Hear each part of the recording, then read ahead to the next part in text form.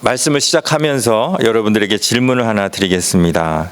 만일 여러분에게 구약 백성으로 살 수 있는 기회와 신약 백성으로 살 수 있는 기회 중 하나를 선택하라고 한다면 여러분들은 장로님 스피드 퀴즈 이렇게 잘하실 것 같아요. 무엇을 선택하시겠습니까? 당연히 신약을 선택하실 겁니다. 왜냐하면 구약의 율법은 행위로 구원받을 사람이 없음을 깨닫게 해주는 데까지만, 그렇지만 신약의 복음은 그리스도의 보혈의 은혜로 우리를 온전한 구원으로 나아가게 해주시기 때문입니다. 자, 그러면 여기서 다시 한번 질문을 드립니다. 구약 백성으로 사는 것이 쉬울까요? 신약 백성으로 사는 것이 쉬울까요?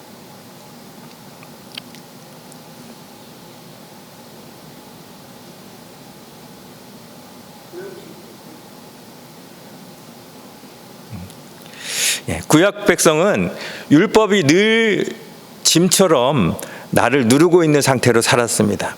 말 한마디, 행동 하나하나 율법에 거스리지 않을까 걱정하며 살았습니다. 반면 신약 백성은 율법에서 해방되어 더 이상 행동 거지 하나하나 걱정하지 않아도 이미 지은 죄부터 앞으로 지을 죄까지 예수님이 다 용서해 주시는 기쁨으로 살 수 있습니다. 그렇다면 이 두 백성 가운데 누구의 삶이 더 쉬울까요? 신약이라고 생각하기가 쉽습니다. 그래서 오늘 이 말씀을 통해서 정말 그럴까? 정말 신약 백성이 사는 것이 더 쉬울까? 좀 더 깊이 생각해 보기를 원합니다.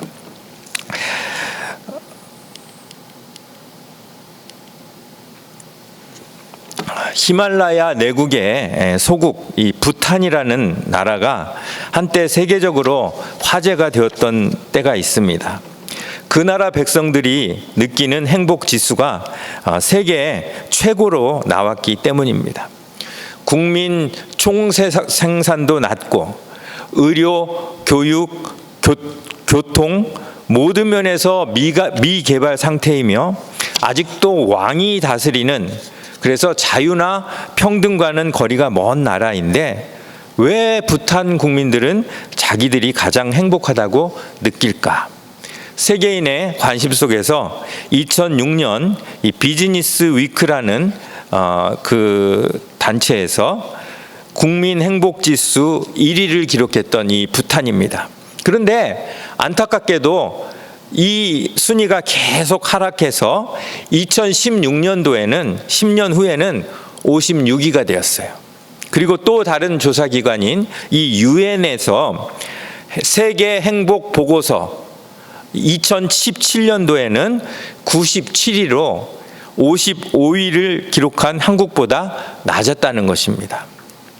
부탄 국민의 행복 지수가 왜 이토록 급격하게 하락했을까? 사람들은 커뮤니케이션의 영향이다 이렇게 이야기를 했습니다. 부탄은 왕국이기 때문에 나라에서 인터넷과 핸드폰을 규제하는 것이 가능했습니다. 그래서 2003년도에야 국민들에게 핸드폰 사용이 허락되었다고 합니다. 다른 나라의 지식과 정보에 덜 노출된 이 부탄 국민들은 비교할 대상이 없었기 때문에 자기들이 이 세상에서 가장 행복하다고 느꼈던 것입니다. 그러다가 핸드폰과 인터넷이 들어오면서 비교 대상이 생기자 결과가 달라졌다는 것입니다. 자신이 행복하다고 느끼는 국민이 그만큼 감소했다는 것입니다. 북한은 어떨까요? 북한도 마찬가지입니다. 조선중앙TV가 2011년도에 발표한 북한의 행복 지수는 세계 몇이었을까요? 중국에 이어 2위였다고 합니다. 그리고 이 조사에서 한국은 157위로 나타났습니다. 만일 북한 주민의 주민들이 세계 모든 나라의 정보와 지식에 관하여 완전히 개방되었다면 이 같은 결과는 절대로 나올 수가 없겠지요. 자, 그러면 내가 이 나라의 주권자다, 내가 왕이다, 이렇게 생각하면 국민을 행복하게 만드는, 국민이 행복하다고 느끼게 만드는 방법, 가장 좋은 방법은 뭘까요?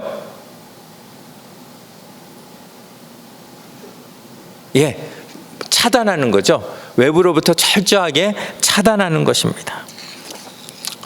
자, 이런 나라들과 하나님 나라를 비교하는 게 좀 불경스럽게 여겨질 수 있지만, 구약의 이스라엘도 사실은 철저한 고립 국가였다는 것입니다. 어찌 보면 이 부탄이나 또 북한의 모델이 구약 이스라엘이 아닐까 싶을 정도로 하나님은 이 이스라엘을 철저히 고립시키셨습니다. 그러니 백성들이 느끼는 행복 지수는 당연히 높았겠죠.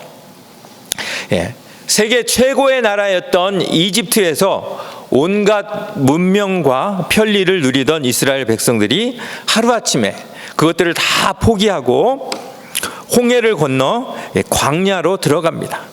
광야는 철저히 고립된 장소입니다. 애굽에서 먹고 누리던 어떤 것도 없습니다. 집도 없이 천막을 치며 이동해야 했으며, 또 낮에는 뙤약볕, 그리고 밤에는 추위를 견뎌야 했습니다. 마치 미국에 살던 사람이 히말라야 부탄으로 들어가서 인터넷도 에어컨도 자동차도 없는 고립된 마을에서 사는 것과 비슷한 상황이란 것입니다. 수세식 화장실도 없고 핸드폰도 없습니다. 얼마나 불편하겠습니까? 아무리 그곳에 은혜가 넘친다 해도, 하나님의 임재가 있다 해도, 그런 곳에 가서 온전히 하나님으로만 만족하며 살라고 한다면 여러분 기꺼이 가실 수 있겠습니까? 아멘이 나와야 되는데 아멘이 사실은 망설여집니다. 자, 그러면서 하나님 뭐라고 말씀하십니까? 다른 어떤 민족과도 교류하지 말아라. 철저한 차단입니다. 그래야 하나님만 볼 수 있기 때문입니다. 구름 기둥, 불 기둥이 없으면 당장 죽을 판입니다. 메추라기와 만나가 없으면 어떤 대책이 없습니다. 거기에 지켜야 할 율법은 또 얼마나 많습니까? 그 율법을 하나라도 지키지 않는 자는 부모가 됐든 가족이 됐든 내 눈앞에서 죽는 것을 바라볼 수밖에 없습니다. 여러분 같으면 나를 이런 환경과 상황으로 인도하신 하나님을 정말 행복한 눈으로 바라볼 수 있겠습니까? 하나님이 무서워서, 두려워서, 정말 어떻게 막 한 발걸음 하나 내딛는 것도 조심하면서 그렇게 살지 않겠습니까? 그런데 하나님은 그런 환경을 이스라엘 백성들에게 주셔놓고 100%의 국민이 행복지수 100이라고 적어내기를 기대하고 계신다는 것입니다. 여러분 이해가 되십니까? 김일성을 포함한 그 어떤 독재자도 따라가기 힘든 독재 중에 독재를 지금 하나님에게서 우리가 보고 있다는 것입니다. 자, 그러다 가나안에 입성을 했습니다. 환경적으로는 좀 나아졌습니다. 더 이상 만나와 메추라기에만 의존하지 않아도 됩니다. 이제는 천막이 아닌 집에서 거주할 수 있습니다. 하지만 변하지 않는 게 있습니다. 무엇입니까? 여전히 외부와 차단된 그러한 나라를 하나님이 원하십니다. 그래서 그곳에 거류하던 민족들은 다 진멸하라고 하십니다. 도대체 하나님 무슨 뜻으로 이스라엘 백성들을 이렇게 고립시키셨을까요? 이스라엘 백성들을 분리하고 고립시키신 하나님의 뜻, 첫째는 거룩입니다. 하나님의 백성이니까 하나님이 거룩하신 것처럼 그의 백성도 세상에서 구별되기 위해서 하나님은 차단하신 것입니다. 그 다음에 두 번째 이유는 하나님 외에는 다른 신이 없음을 알게 하시기 위함입니다. 다른 말로 하면 아예 비교 대상 자체를 없애버리시는 것입니다. 온갖 우상과 다른 나라의 신들은 아예 접촉도 못하게 하시고 오직 하나님 한 분만 바라보라는 것입니다. 그 안에서만 행복과 기쁨을 누리라는 것입니다. 이것이 구약의 방식입니다. 이것이 율법의 목표입니다.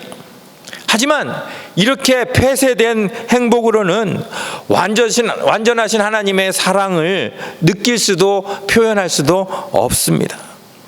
하나님이 회복하시고자 하시는 그 에덴은 이런 방식이 아니기 때문에 신약 이스라엘 나라는 전혀 다른 방식으로 우리에게 주어진 것입니다.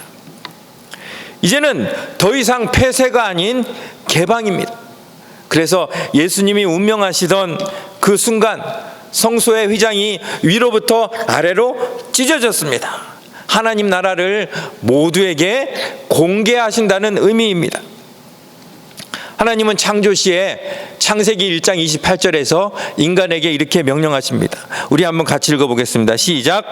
생육하고 번성하여 땅에 충만하라. 땅을 정복하라.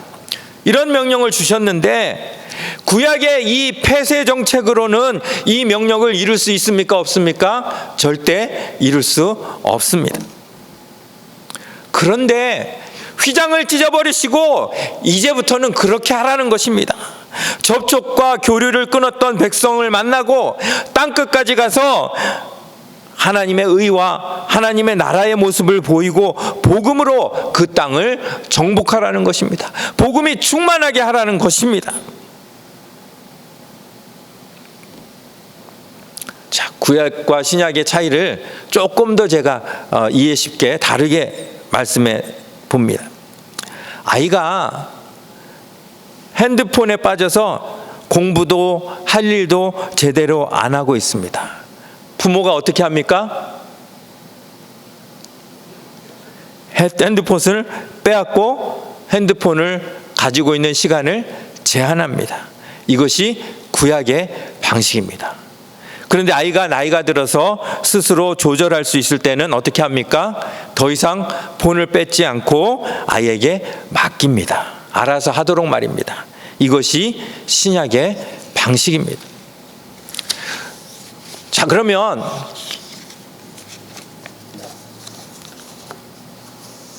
아까 신약의 방식으로 살고 싶다고 말씀을 하셨는데, 신약을 좋아할 사람은 어떤 사람입니까? 성숙한 사람이에요. 그리스도 안에서 성숙한 사람은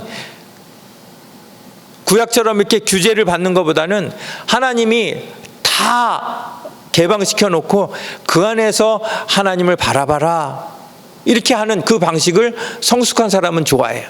하지만 신앙이 아직 초보에 머물러 있는 사람은 구약처럼 통제해 주는 것이 오히려 더 낫다라고 느낄 수 있다는 것입니다. 구약에서는 시험에 들 만한 것들을 다 차단시켜 주시기 때문에 그냥 따라가기만 하면 됩니다.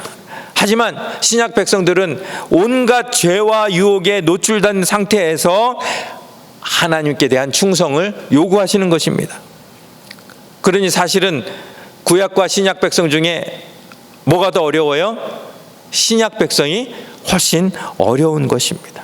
성숙하지 않으면 구약보다 더 힘들어지는 것이 신약 성도의 삶입니다. 자, 다시 묻습니다. 자, 구약 성도의 신앙생활이 더 쉬울까요? 신약 성도의 신앙생활이 더 쉬울까요? 단순한 구약 성도가 더 쉬울 것입니다. 그럼에도 불구하고 하나님이 우리에게 이 개방된 나라를 허락해 주신 이유가 뭘까요?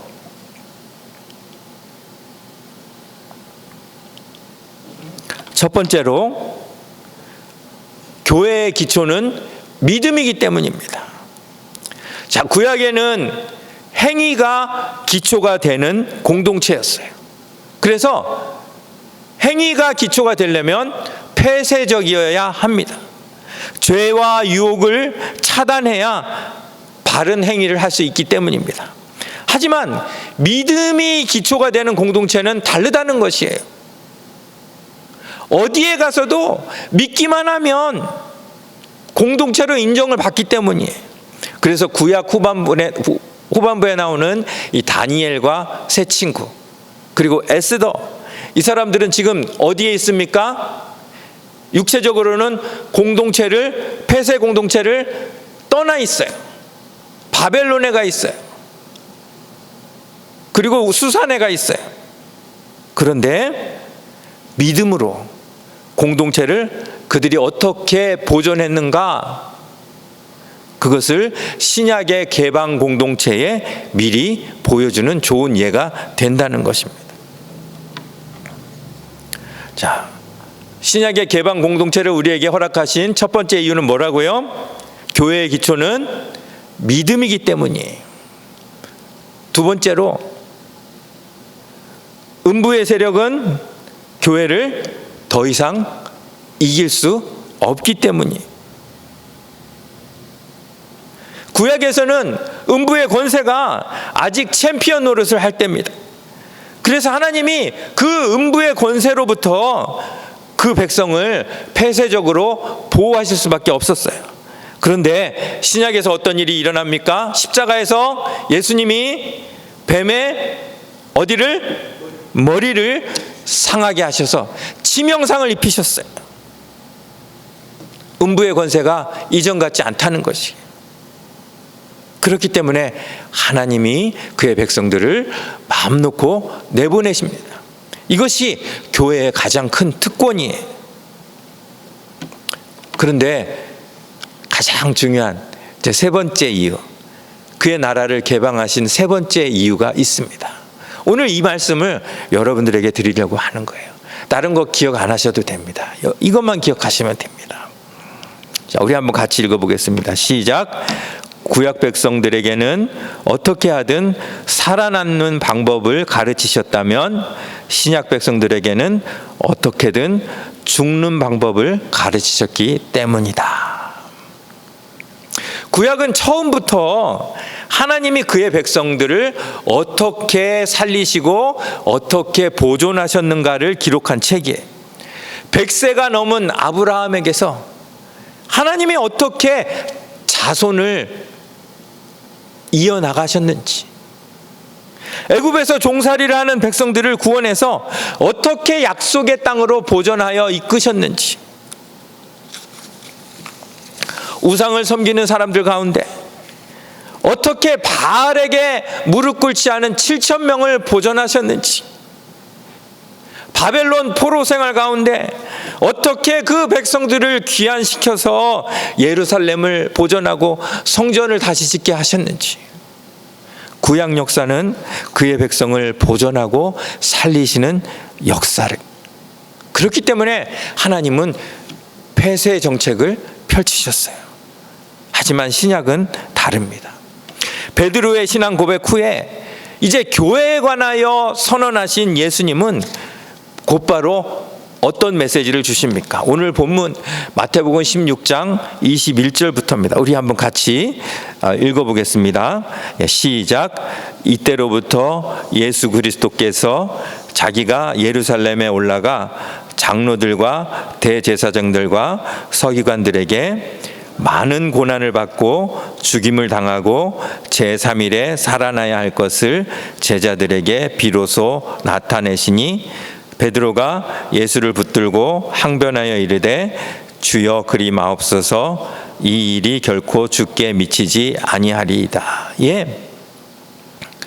교회를, 자, 이제 내가 교회를 세울 거야, 내가 나라를 세울 거야, 그러면 어떤 분위기입니까? 이제는 드디어 그날이 왔구나, 다들 기뻐 들떠야 하는 그 순간에 예수님이 찬물을 끼얹으십니다. 내가 죽을 것이다, 내가 고난을 받을 것이다. 자, 23절 같이 읽습니다. 시작. 예수께서 돌이키시며 베드로에게 이르시되 사탄아 내 뒤로 물러가라, 너는 나를 넘어지게 하는 자로다.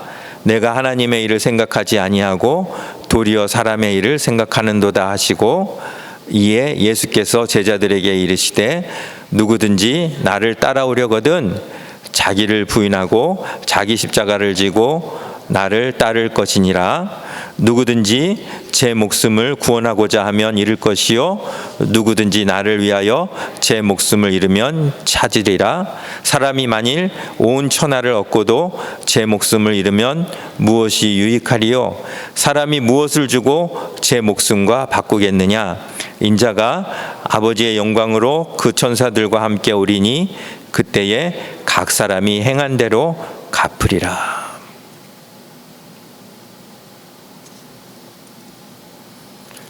예수님이 영광으로 천사들과 함께 오실 때 그 사람이 행한 대로 갚으십니다. 자, 어떻게 해요? 내가 죽으려고 했는지, 내가 살려고 했는지. 교회와 죽음을 뗀다는 것은 있을 수가 없습니다. 교회와 죽음은 뗄라야 뗄 수 없는 관계입니다.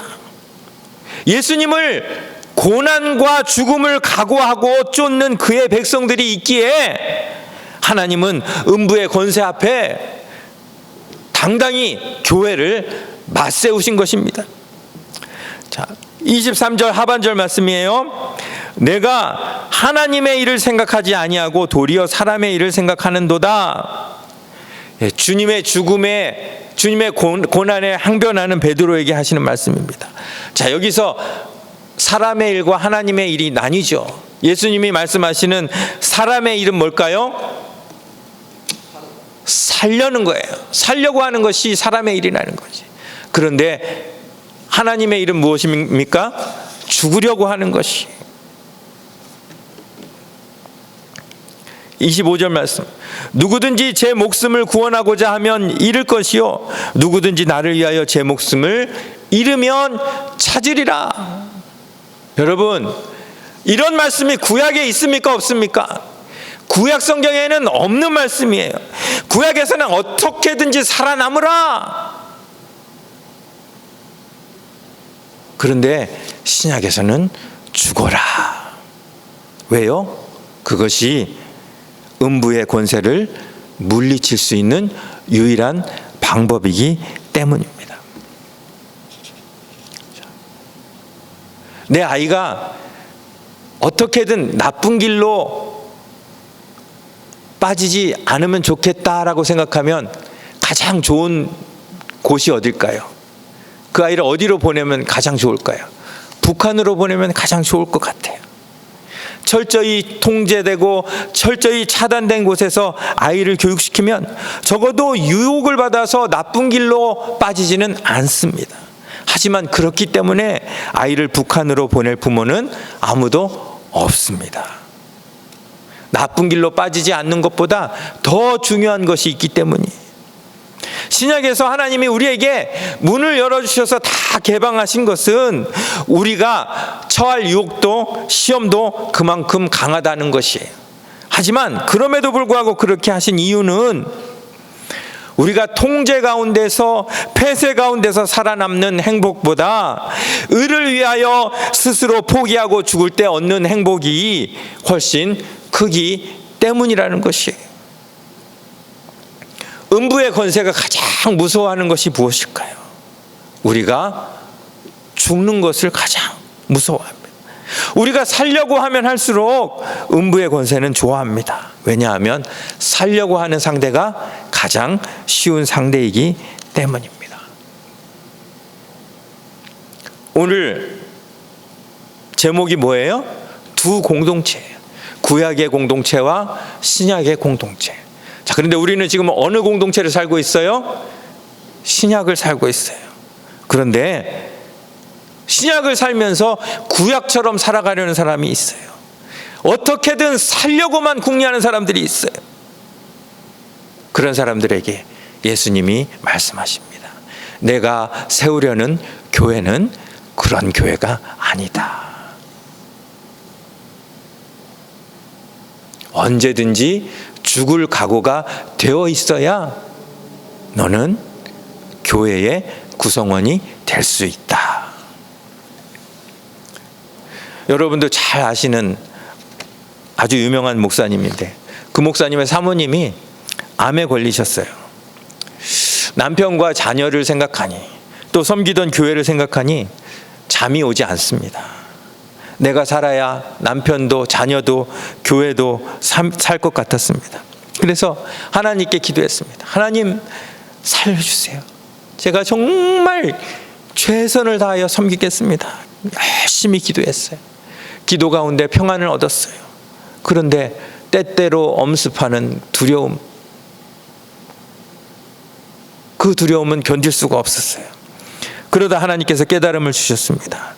그래서 기도를 바꿨어요. 살려고 하는 기도에서 죽으려는 기도로. 하나님, 그래요. 제가 죽어도 좋습니다.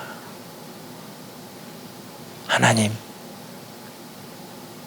죽는 것이 두렵지 않습니다. 하나님의 뜻이면 죽겠습니다. 이렇게 기도를 하자 마음에 임하는 평안이 전혀 달라졌다는 것입니다. 그 사모님 어떻게 되셨을까요? 2001년도에 암 선고를 받았는데 이제까지 살아계셔요.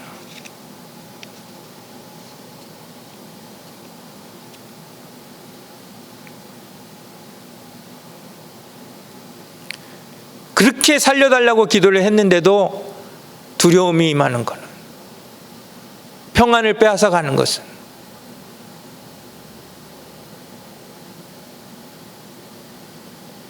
그것은 음부의 권세가 지금 우리를 계속 공격하고 있다는 그런 의미예요. 하지만 하나님, 죽어도 좋습니다.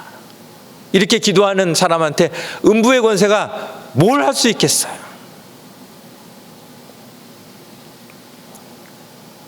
교회의 진정한 능력은 성도들의 죽고자 하는 각오에서 시작됩니다. 그렇다면 우리 길교회는 어떤 교회입니까? 능력 있는 교회입니까? 여러분은 교회를 위하여 어떻게 죽고자 결단하십니까?